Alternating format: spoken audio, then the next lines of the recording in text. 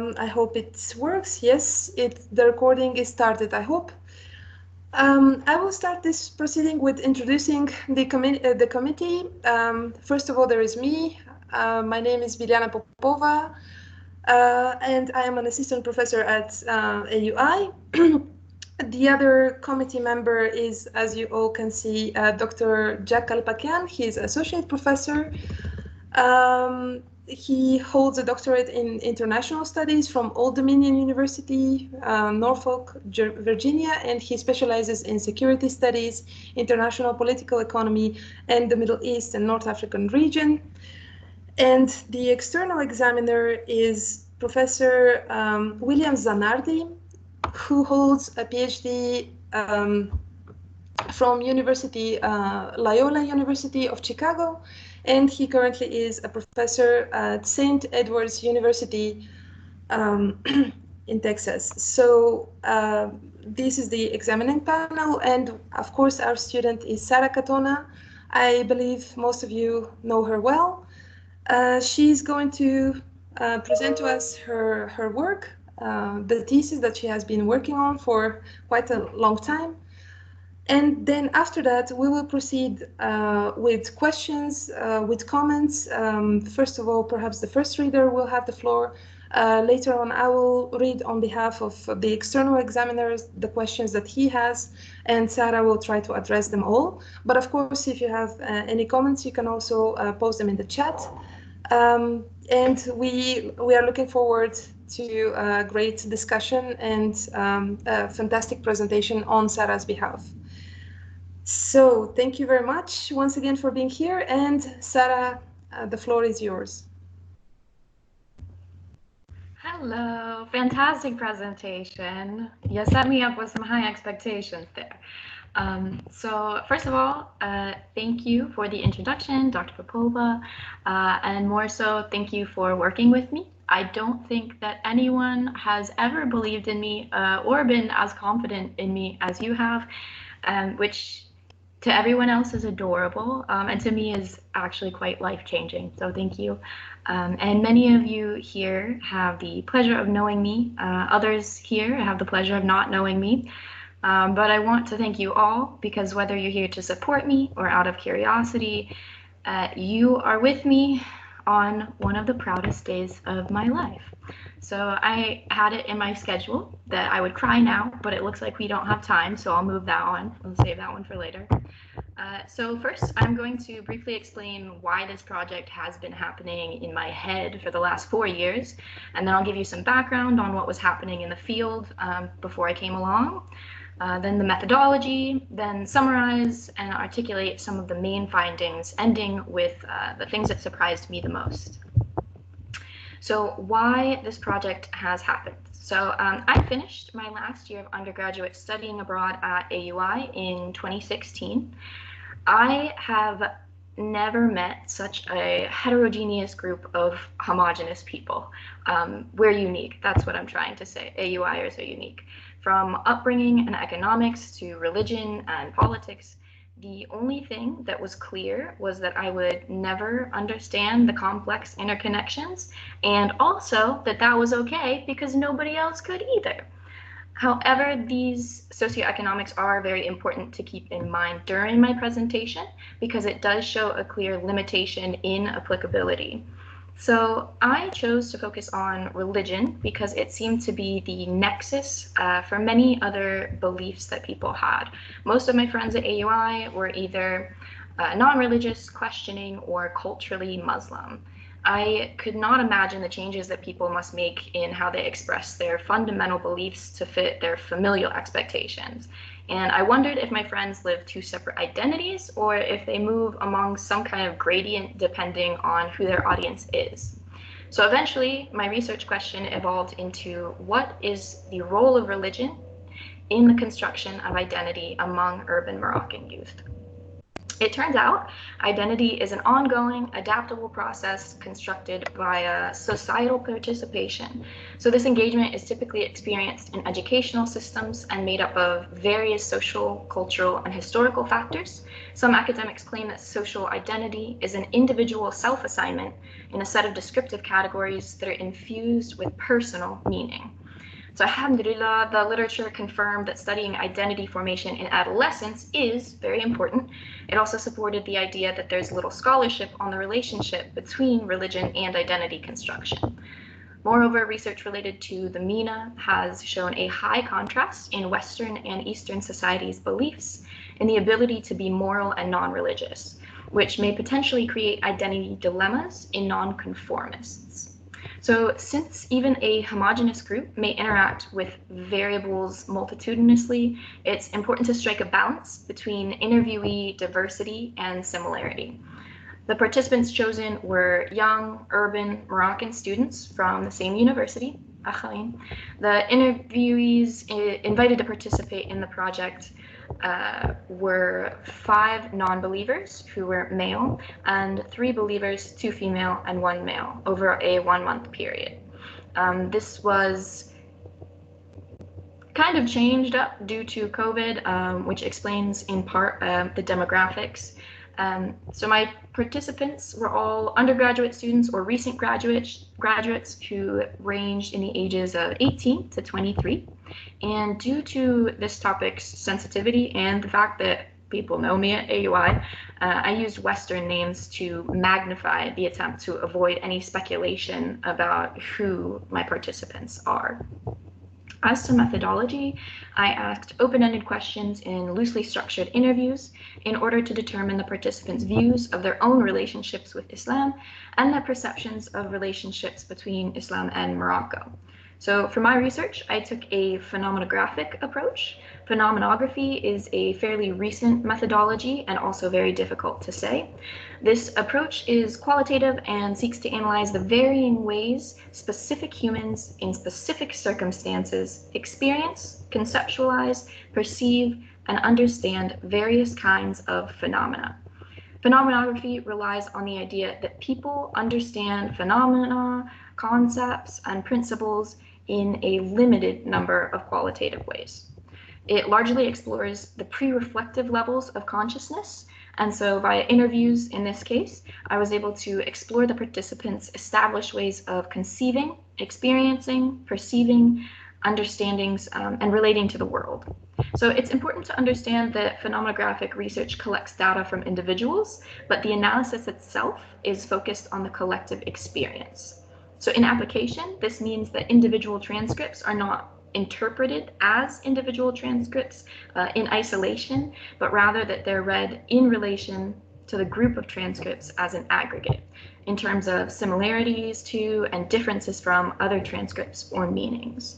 Through questions about identity formation, urban Moroccan youth conceptualized what it means to be Moroccan, the role of religion as a regulator of social and legal relationships, and religious generational differences. So now we're going into my findings. So Moroccan youth largely were unable to describe what it means to be Moroccan. Across all interviews, adjectives were very seldom given, and one would think that an indescribable society would be a place where anybody could belong, or at least this was my idea. But that is almost the opposite, actually, of participants' realities. Both sets of interviewees were very quick to disassociate themselves with Morocco as Moroccans, with non-believers emphasizing that they do not feel connected to society generally. Interviewees generally comply with what they see as social duties, but they take issue with large swaths of generational practices they see as restrictive, as seen by in my work, I discussed in length a rejection of the idea of hashuma, a desire for personal freedoms, and disinterest in how others might use that freedom. Following many of the standards set by family and society, but being errant of expectations, has led to certain identity dilemmas. So there's not a defined set of repercussions regarding identity dilemmas. It's another field which needs to be studied more thoroughly, but they seem to cause a budding or developed cynicism for this study's non-believers. The concept of a generational gap in Morocco is not a new one. However, this research was not directed at this study. And because of the phenomenographic nature of this work, the generational gap only became relevant due to the continuous importance placed on it by participants. It's not something I was looking for, in other words. The gap became one of tradition versus modernity. Traditional or older Moroccans are seen as more conservative, concerned with the affairs of others, more inhibiting, more judgmental, inflexible, and occasionally ignorant. Modern Moroccans are seen as the opposite. Mainly, their described modernity calls for personal freedom and only self-regulation of actions and beliefs. Regardless of generation, very little cultural or social adaptation is expected of Westerners in Morocco, and amnesty is granted in waves if a foreigner oversteps a boundary. So young Moroccans, it seems, want to smash the barrier that separates the social expectations of Moroccans with those of Westerners. The term Westerners is used over foreigners because this claim would not always be true if I included those of Sub-Sahara or the Middle East and North Africa. I have struggled to describe the view of young Moroccans with terms more accurate than wanting a more laissez-faire kind of society, or an individualist society, or describing them as blasé or live and let live. This in itself is very important because it shows that there are implications of not having a word to describe a way of life, a way that people want to live. So my participants want more of an egalitarian social system where people are free to act without the judgment of their communities, but are still cared about by them. I called this individuality without apathy. However, it is interesting to note that my participants who either have secured or are trying to acquire jobs abroad did not specifically search for a country with the traits that they claim to want. So personally, one of the most surprising things for me was the solidarity shown on the part of believers towards non-believers. Religious participants displayed no hostility when they talked about non-believers, and oftentimes established that some non-believers are more moral, more knowledgeable about Islam, and or open to discussion than fellow Muslims, specifically older generation Muslims. So while believers took issue with some of the ideas expressed by older generations, they feel connected with non-believers who are a part of their generation. This did not seem reciprocated by the non-believers. Concerning both groups, I noticed a line of thinking that directly infringes on the power of Heshima, which I definitely think should be looked into further. And lastly, after sifting through videos, forums, groups, etc., I found that English is very prevalent in atheistic groups, but also amongst younger Moroccans who code switch on platforms such as Facebook. So educated older generations are less likely, of course, to have difficulty understanding youth who speak or write in French, but code switching with English presents even newer barriers.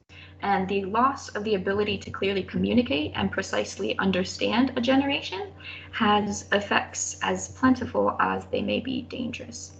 There are approximately 35 pages or so of work I'd love to reiterate, but I prefer to save the time to answer some questions.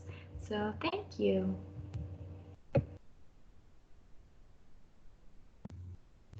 Sarah, thank you very much.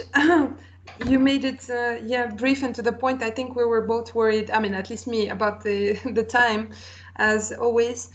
Okay, I will proceed to the question, if you would like to, by Professor William Zanardi. I'll ask you that question, and then I'll leave the floor to Dr. Kalpakian. And after that, we can come back and I'll ask you about perhaps the implications and the further studies that the limitations of your study and further studies that you're thinking about. So this is what Professor Zanardi sent me as a question. It's a bit long because it has a context, but I will read it.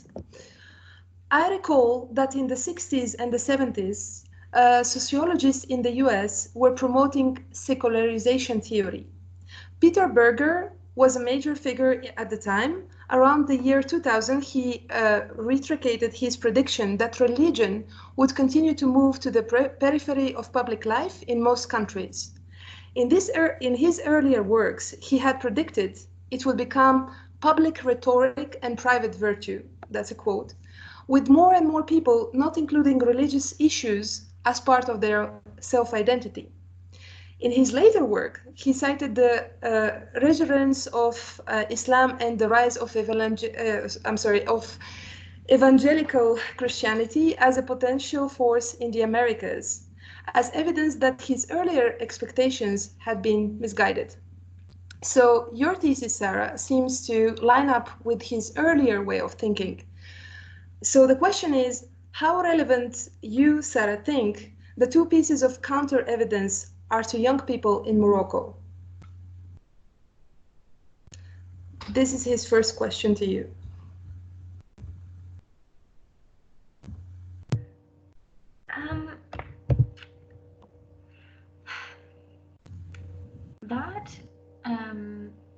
That's a very good question. It's also, it could take up a whole nother thesis, simply because that's something that I think really relies on demographics. Because I think that part of what my thesis has shown is just how differently practicers of older generations are like the practices that they are participating in versus younger generations. And that can be seen not only as like more like individualism, but also there are, of course, like other branches of Islam that people are able to kind of, I guess, like you might say, like break into. Although, of course, the Moroccan government has an official Islam. So there's just so much out there, and so many like types of Islam and so many types of Christianity, of all types of religions that people are able to choose from, that can be kind of like tailored to how you want. It's like a better way of labeling yourself, I feel like. People are more and more able to kind of, Google, like, I am like this and this and this and this and this, like, what is me? It's kind of like going into WebMD and typing in your symptoms, and you're like, this fits me completely. Except in the end, you don't think that you like have a horrible disease. And I think that works for kind of a lot of times younger generations are capable of doing that, because older generations are going to be, already more set in what their beliefs are. So I think that that's an interesting question, that older generations are more in Morocco, are kind of practicing the way that they're going to practice, which means that, like, ritualistically, they are going to, in my personal opinion, of course, going to remain pretty much the same in the way that they sacrifice sheep, in the way that they practice Ramadan, in the way that they, address elders, etc., etc. Whereas the younger generation, I think that that's very much up in the air, and dependent on, in part, the state and how the state decides to further address religion later on, and how much they try to impress that on the population, the younger generations, in part because there is Islamic education. So provided that the state, took a larger role in making that important, it could be something, religion could be something that became incredibly important in Moroccan life in the next, 50, 100 years.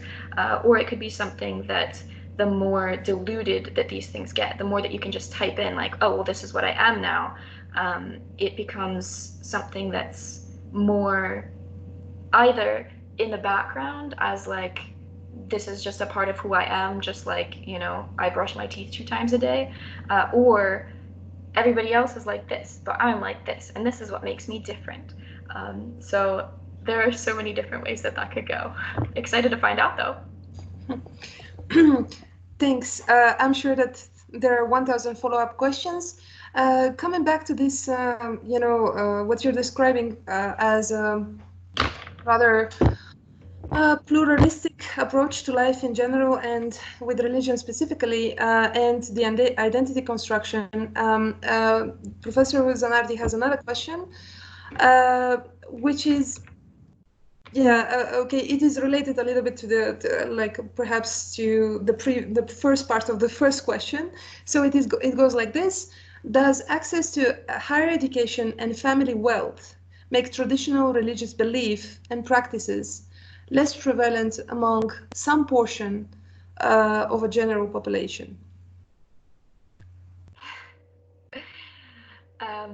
So this speaks back to in the beginning where I said that it's very important to keep in mind with the following research that my students are from, or my participants were from Akhawain, which is socioeconomically another strata.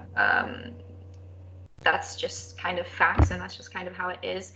However, those are the people who are going to be, they're getting very excellent educations, and they oftentimes have the social mobility and the connections that are going to put them into states of power if they so want it. And you're connecting with future leaders and future Moroccan leaders as well. So it could be very important for the way that religion ends up, shaping Morocco, et cetera, et cetera. But socioeconomics play a very huge role in this. And I was actually previously speaking to my class right before this about how there is a movie called Moroccan that was it was based on it was shown in like 1997 was like the time frame that it was placed in, and it just shows one of the main characters. She says like, oh, this country, like I wish that we were in like Sweden or something like that. Or a police officer says like, do you think that you're in Sweden from the things that she's doing? And so it's just very fascinating to me that like for the past at least 23 years when this movie was published or when it came out, there have been strata of society who are acting completely different and who treat religion completely differently than most of society.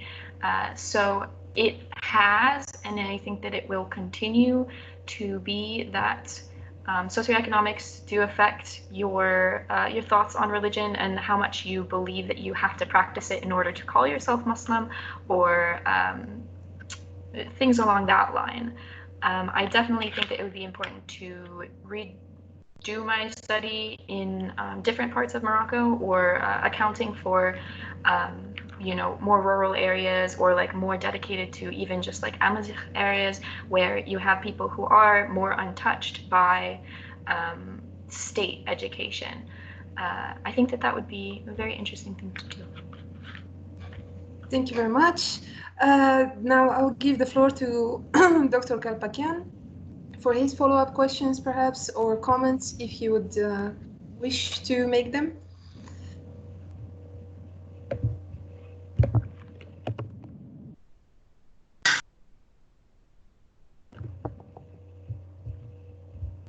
I'm sorry, Jack, you're muted. I'm very glad that I worked with you on this briefly, and that you wrote this. This had to be done. In some ways, being in a country that's officially religious allows people a degree more freedom than, let's say, some of the republics in the Arab world, where there were attempts, however half-heartedly, to secularize life to some extent. Say Egypt, which had fed a backlash and in fact made religious authority even more suffocating than here. So, for example, in this context, this is a book that was sold in Moroccan bookstores. And it says here, Tarikh al-Khafil al-Islam, and it's written by somebody who self-identifies very clearly as a Muslim, although using a pseudonym. That's extremely, shall we say, heterodox, very, very out of the mainstream in every single way, and invites some very deep questioning on part of believers. Obviously, the person is comfortable in their religion enough to do so, but we have not had this would get this person killed elsewhere. Yes, here it's published with a pseudonym, maybe they're abroad, I don't know. We don't know who it is. The bottom line is that there are certain advantages for living in a state that has an official religious body. Is this? Have you thought of ways of looking how this context enabled some of your friends whom you interviewed for your work to have more freedom than, let's say, their counterparts in Egypt or Jordan. Even Jordan is not quite the same, but say Egypt or another republic behest by fundamentalism like Iraq. So just some speculation on that, and that's really my only remark. So part of my answer I have to thank you for, because I wrote a paper essentially on this for you a couple of years ago. So I think that a major region, yeah, I mean, so it's not just, of course, that Morocco has like an official Islam. It's obviously what that official Islam is. I'm going to keep saying official Islam and stop doing this because you guys get it. So the official Islam in Morocco has a very strong Sufi base, which I think is part of what not only gives people the idea of like flexibility and more freedom in practicing, and kind of makes it more lax in terms of how people are free to diverge from a kind of Islam that may or may not be practiced in Egypt, for example. However, I do think that at the same time, because of this, strong Sufism, I think that you can also see like the what's going against that would be different, like more Salafi strains that are coming, and I think that is more predominant among a less socioeconomically privileged part. That inflexibility doesn't come necessarily with with money. So I think that the people in the more upper strata of society, that Sufism plays a role in definitely kind of mellowing out and making more flexible the ideas of how you're able to practice not just your religion, but how you're able to practice your social life as well. And I would also say that, I mean, in Egypt, of course, you have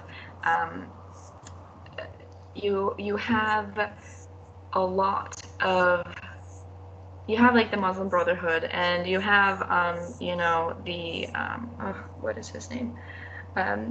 You have the like oh my goodness gracious. You have different kind of revivalists of like Wahhabism, and you have Sayyid Qutb, and you have just this history of people who have been more radical and have been more extreme in the things that they want to practice. And so it's not that people practice this and people practice what they're saying, but it's that if you have Sufism, which is more lax and more tolerant being something that academics say, not necessarily my opinion, more tolerant, then you're kind of having people revolve around that. This is what the state says, and people are revolving around that. Whereas if what you have is a more like a history that has the Muslim Brotherhood, which of course, some people for, some people against. If you have a history of Sayyid Qutb, if you have all of these things, then it's like this is the standard that people then revolve around, and that I think would be part of the issue that you're speaking to.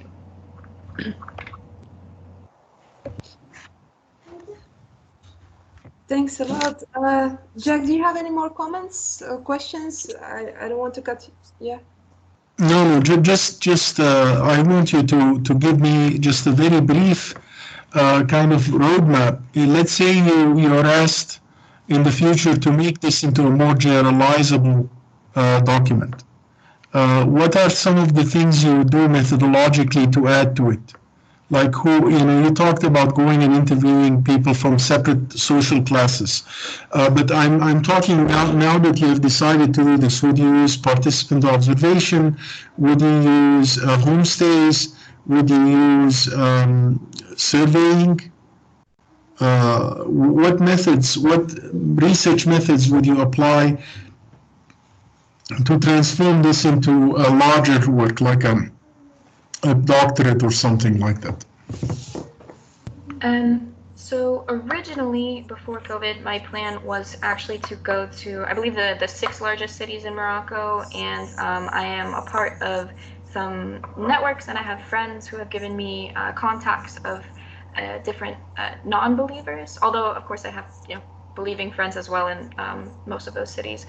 So what I was going to do was go and do individual interviews and then do group interviews with people, which would have constituted a much larger population, and also still again it would be urban based, simply because to do it, personally, I think that the differences between the rural and urban populations are something that could only be studied separately at first to determine the different reasons why the answers were so different. So if I was still doing an urban study, I would probably do that to a larger extent. Just go some of the 6 largest cities, go find participants, interview them individually, interview them as a group, and from there, using phenomenography would be still acceptable. Okay, I'm satisfied with that answer. It shows that it tells me that this is a progressive kind of question. In other words, opens up more questions later and can be pursued further. So I thank you very much. It was enjoyable to have you as an undergraduate, and then you return for names. And we appreciate your confidence in AUI and your time spent with us. Thank you, sir. Do you want to give me a PhD now? No, we'll torture you more. We'll torture you more and more and more, and then we'll give you a PhD. Come on, torture should be part of life. Going to using the looking at this thesis as an application package proposal at UNISA, and you can get it for a mere $10,000 total. A mere $10,000. Would you like to give me the $10,000 then? You can torture me as much as you want. Thank you. Thank you. Now me and Biljana have to negotiate, but I don't think there is any reason to think of this as more than a formality. Biljana, would you like to set up a room and you can invite me to it? Yes, of course. I just a general question for 2-3 more minutes. I just would like to ask if anybody wants to ask a question to Sara to grill her a little bit more before we proceed, you and I, to the negotiations. Yes. If anybody would like to ask Sara a question, they could raise their hand or they could go forward. If not, okay, I have a chat message. Wait a second. Okay. Okay, that was dope. Sara, you're great. Yes. Okay. Paul Love has a question. Okay. Yes, Dr. Love, the floor is yours. Okay, can everybody hear me? Yes. Hello, Sara, and hello, everybody else. This is exciting, and thank you so much for sharing your research and for allowing us the opportunity to listen to you talk about it and discuss it. My question for you is about something that I think I wish I certainly did more often as a researcher, which is before I go about presenting an argument to somebody, I try to anticipate what the biggest criticisms of my ideas are going to be. And aside from the serious limitations imposed upon you by the COVID situation, I'm sort of curious, having completed at least this stage of the project, what do you imagine could be one of the most effective criticisms of the arguments that you're trying to make? First of all, thank you so much for being here. It really does mean the world. Second of all, so for my limitations, I mean, of course, you're a perfectionist. I know you are, and I'm a perfectionist.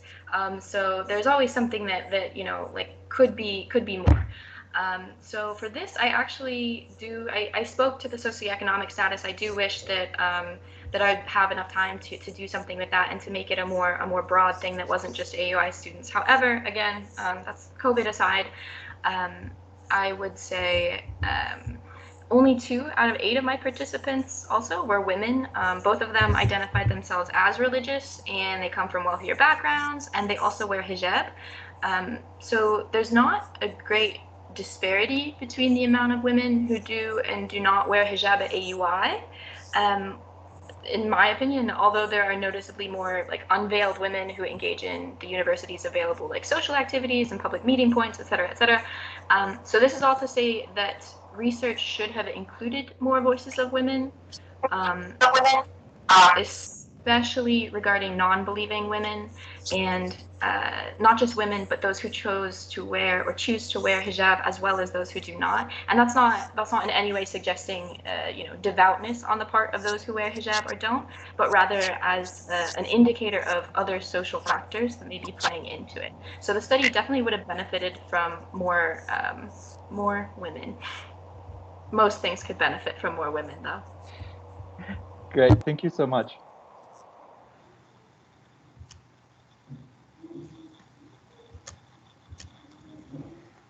Okay, so thanks so much again.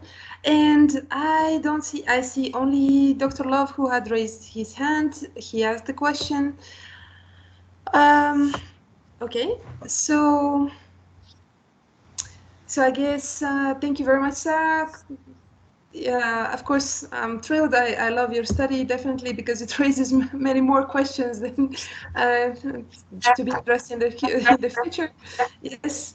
And thank you very much for this presentation. I also thank everybody who were here and who were so supportive. And again, apologies for the previous time, but this time was so beautiful that, I think this was a great opportunity for us to engage in this conversation. So now Jack and I will go to the other room and discuss Sarah's work for sure. And I'll see you all in another room. So